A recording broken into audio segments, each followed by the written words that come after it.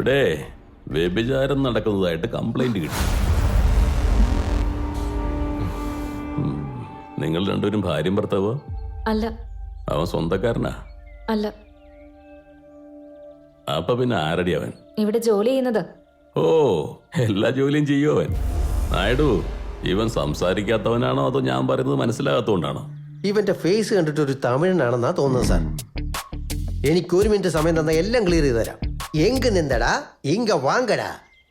മലയാളത്തില് എന്തിനാ അവിടെ നിൽക്കുന്നേ, ഇങ്ങോട്ട് വാ എന്നാ. മനസ്സിലായ?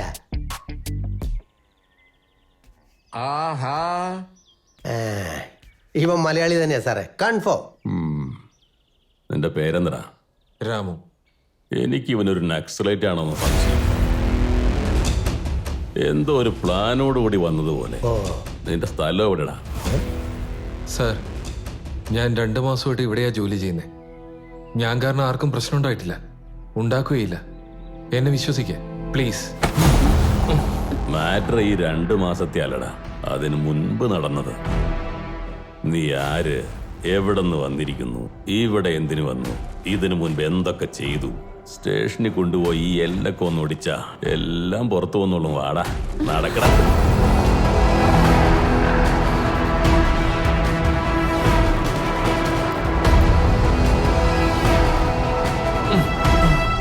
നായിന്റെ മോൻ മാർക്കറ്റിൽ നമ്മുടെ ആളുകളെ അടിച്ചിട്ട് ഇവിടെ ഒളിഞ്ഞിരിക്കാടാ. ഇനി അവനെ വിടരുത്. നമ്മുടെ ആളുകളെ അയക്ക്. ഇവൻ പോലീസ് സ്റ്റേഷനിൽ നിന്ന് പുറത്തിറങ്ങിയ തുണ്ടം തുണ്ടമാക്കിയേക്ക്.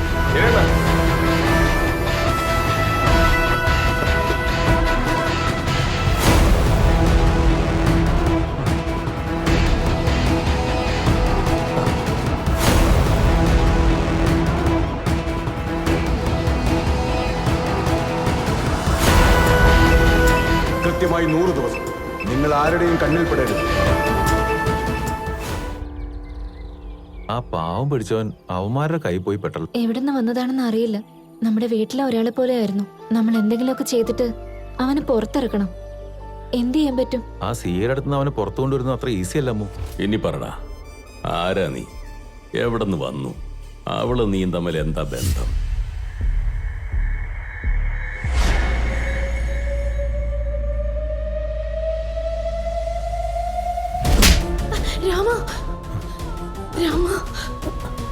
എന്തു പറ്റി ഭാരതി? വെള്ളം കുടിക്ക. എന്തു പറ്റി? സേതു, ഇവൻ മര്യാദയ്ക്ക് ചോദിച്ചാ പറയുന്നു ഒന്നില്ല. അകത്തിട്. ശരി സാർ. നായിഡു, നമ്മുടെ 4-ാം മുറിന്ന് റെഡിയാക്കി. അവൻ ആരാ, എന്താ, ഏതാന്നൊക്കെ അറിയാതെ 4-ാം മുറിക്ക് പോണോ സാർ? അവനിപ്പോ സത്യം കക്കി വെക്കുന്നത് കണ്ടോ? എന്റെ മകൻ എവിടെയാണെങ്കിലും അവനെ തിരിച്ചു കൊണ്ടുപോവാ. നമുക്ക് ഈ കമ്പനി സ്വത്ത് ഇതൊന്നും ഇല്ലെങ്കിലും കുഴപ്പമില്ല. അവനെ തിരിച്ചു കൊണ്ടുപോവാ. എനിക്ക് പേടിയാവുന്നു. Please relax Bharathi, calm down. I am sure അവൻ എവിടെയായിരുന്നാലും നന്നായിരിക്കും ഭാരതി. കുറച്ച് ദിവസത്തിനകം തിരിച്ചു വരില്ലേ? ഞാൻ പറയുന്നതിൽ നിനക്ക് വിശ്വാസമില്ലെന്നുണ്ടോ? എന്നാൽ എനിക്ക് വിശ്വാസമുണ്ട്.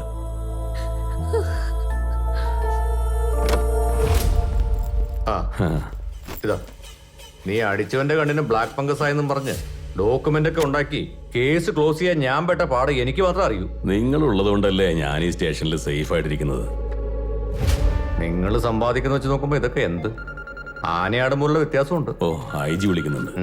ശരി, പുതിയ കേസ് വല്ലതും ഉണ്ടെന്ന് ഞാൻ പോയി അന്വേഷിച്ചിട്ട് വരാം.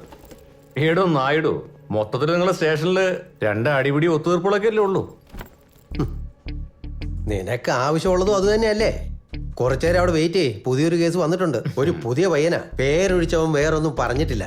കണ്ടിട്ട് അവൻ പാവാന്നാ തോന്നുന്നത്. അവന്റെ ഒരു അവസ്ഥ. അതിന് ലോക്കപ്പ് കേസ് എന്നൊക്കെ അല്ലേ പറയണ്ടേ?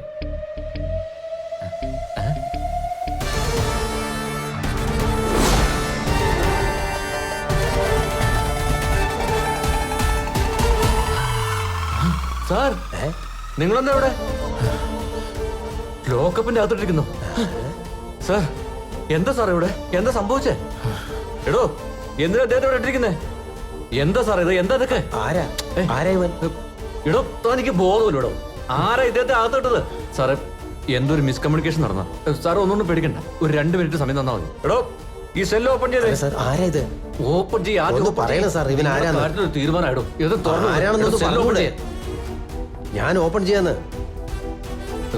താൻ മാറും.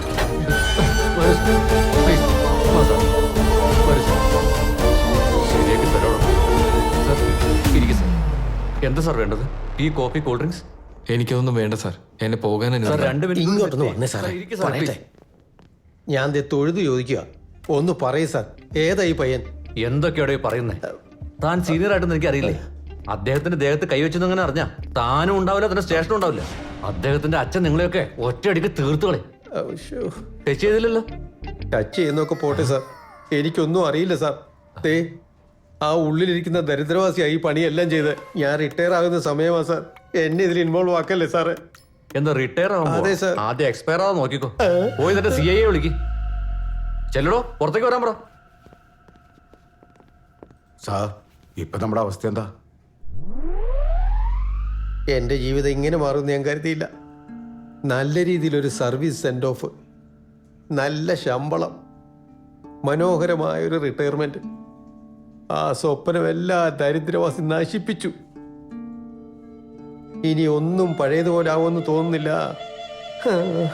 Nothing to worry sir. ഏയ്, അകത്തിട്ടിരുന്ന് ഇവനെ പിടിച്ച് ആരാടാ ഇവിടെ ഇരിക്കുന്നത്? എടാ നിന്നെ എന്താ ചെയ്യേണ്ടെന്നറിയോ? തലമണ്ടിക്കിട്ടോളം തന്നാലുണ്ടല്ലോ. എടാ വിവരം കേട്ടവനെ, ഇവന്റെ മേത്ത് കൈവെക്കല്ലേ, കൈവെക്കല്ലെന്ന് പറഞ്ഞിട്ട് കൈവച്ചില്ലേ? ഇപ്പൊ എന്തായി? അവന്റെ അച്ഛൻ ഏതോ വലിയ മനുഷ്യനാണെന്ന് ഉണ്ടല്ലോ. എന്തൊക്കെയാ കാണിക്കുന്നത്?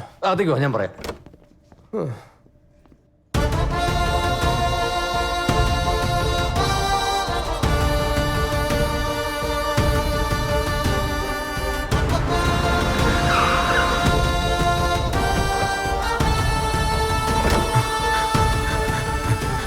Sir sir, sorry sir, wrong information ആയതിനാൽ അഡ്രസ് മാറി നിങ്ങളുടെ വീട്ടിലേക്ക് വന്ന് കയറിയതാ. ഒരു ചെറിയ തെറ്റ് പറ്റി പോയി. എന്താടാ ചെറിയ തെറ്റോ? ഇതാണോ ചെറിയ തെറ്റ്? കാല് പിടിക്കേ, ആദ്യം കാല് പിടിക്കാൻ നോക്ക. ദയവ് ചെയ്ത് എന്നോട് ക്ഷമിക്കണം സാർ, പ്ലീസ്. നിങ്ങൾ വാ തുറന്നൊരു വാക്ക് പറഞ്ഞിരുന്നെങ്കിൽ ഇങ്ങോട്ട് വരേണ്ടി വരില്ലായിരുന്നു. ഞാൻ വേണമെങ്കിൽ അവിടെ ഒന്ന് മാഡത്തിനോട് സോറി പറയാം. നിങ്ങൾ പൊയ്ക്കോളൂ സാർ.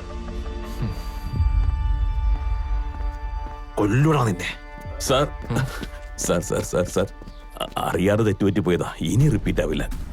ഈ വിഷയം നിങ്ങളുടെ അച്ഛൻ്റെ ചെവിയിലെത്താൻ നോക്കണം സാർ. യൂണിഫോമിലായതുകൊണ്ടാണ് ഞാൻ കൈ പിടിച്ച് മാപ്പി ചോദിക്കുന്നത് സാർ. ഇനി ഇങ്ങനൊരു സിറ്റുവേഷൻ ഉണ്ടാവരുത്. മാറാം മാറാം, ഇഡിയറ്റ്സ്. ഹലോ ഹലോ, രാമു, ആ, തനിക്കെന്നെ മനസ്സിലായില്ലേ? അന്ന് കടിവാ റെയിൽവേ സ്റ്റേഷൻ, ബാഗ്. ഹലോ, നിങ്ങൾ ബാഗ് മറന്നു ആ, അയ്യോ ഞാൻ മറന്നാ. ഒത്തിരി നന്ദിയുണ്ട്. ഓക്കെ. ഹലോ, മോന്റെ പേര് റാം. അതിൽ മിനിസ്റ്ററിന്റെ കോർട്ട് കേസുമായി ബന്ധപ്പെട്ട ഇമ്പോർട്ടന്റ് ഫയൽസ് ഉണ്ടായിരുന്നു. അന്ന് നീ എനിക്കത് തന്നില്ലായിരുന്നെങ്കിൽ ഇങ്ങനെ മുന്നിൽ നിന്നുകൊണ്ട് സംസാരിക്കാൻ പോലും പറ്റില്ലായിരുന്നു. അവരെന്നെ കൊന്നു കളഞ്ഞാൻ. എന്നെ എപ്പോഴാണ് നിങ്ങൾ ഫസ്റ്റ് ടൈം കാണുന്നത്? അതെ, അങ്ങനെ ഒരു ഉപകാരം ചെയ്ത് നീ പിന്നെ എന്നെ മറന്നുപോയോ?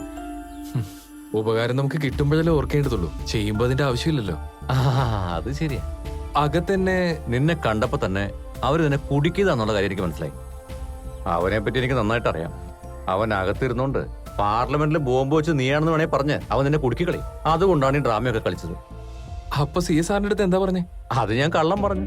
വലിയൊരു ഇൻഡസ്ട്രിയലിസ്റ്റിന്റെ മകനാണ് നീ എന്നും നീ മനസ്സ് വെച്ച ഒരു നാട് തന്നെ വാങ്ങാൻ പറ്റുമെന്നും അവൻ വിചാരിച്ച നിന്റെ അഡ്രസ് പോലും ഗൂഗിൾ മാപ്പിൽ നിന്ന് മാറ്റാൻ പറ്റുമെന്നും ഏതോ ബിസിനസ് ട്രിപ്പിന്റെ ആവശ്യത്തിനായിട്ട് ഇവിടെ വന്നതാണെന്നും നീ സ്വപ്നത്തിൽ പോലും വിചാരിക്കാത്ത കഥകളാണ് ഞാൻ പറഞ്ഞത്. ആ മണ്ടം വിശ്വസിച്ചു. എന്താ നീ ഷോക്കായില്ലേ? ഒരു ട്രൂ സ്റ്റോറി പോലെയുണ്ട് സാർ. നിങ്ങൾ ശരിക്കും ഗ്രേറ്റ് ആണ്. ആ ശരി ശരി, ഇനി അവരുടെ കണ്ണിപ്പെടരുത്. ഉം. കഷ്ടപ്പെട്ട് പണിയെടുത്ത് ജീവിക്കും. ഓക്കെ.